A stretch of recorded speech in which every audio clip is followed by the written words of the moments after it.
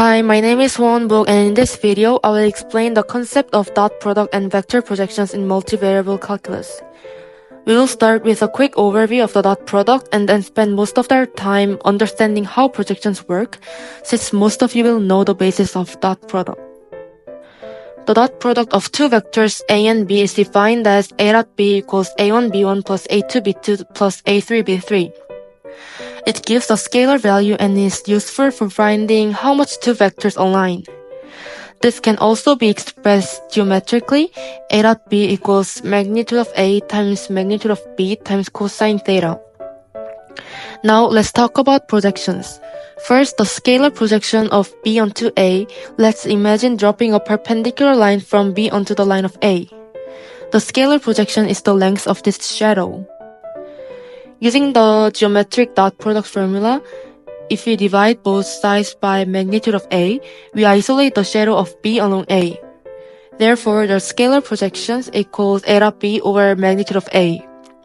This gives the length of the projection but doesn't yet tell us direction. Next, let's find the vector projection. The scalar projection gives the size of the projection, but to make it a vector, we need to include direction. Let's start with a scalar projection, which was comp a b equals a dot b over magnitude of a. Here we can simply add the direction by scaling a to a unit vector, which is a over magnitude of a. Then we get vector projection of b on a, which is a dot b times a over magnitude of a squared. Now we have a vector that represents the shadow of b on a, both in magnitude and direction. Now I will go over one example based on these projections. To find the scalar projection of b onto a, we start by calculating the dot product of a and b. By adding this together, we get 21 as the dot product. Next, find the magnitude of a. Take 1 squared plus 2 squared plus 2 squared. And the square root of 9 is 3.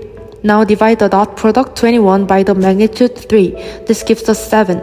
So the scalar projection of b onto a is 7. To find the vector projection, we take the scalar projection, which is 7, and multiply it by the direction of a.